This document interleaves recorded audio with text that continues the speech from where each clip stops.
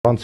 հայտարարված պատերազմի, առանց ՄԱԿ-ի սանկցիաների։ Այսինքն Վենեսուելա խայտարակություն չէր, օքեյ։ Խայտարակություն։ Այնտեղ կոնը փախցրել են կներես, իսկ այստեղ հա, բայց դու հիմա մեր աչքի առաջ փլվում է ամբողջ միջազգային քաղաքական։ Ինչ ես, ես մտածում եմ, որ դա խայտարակություն է։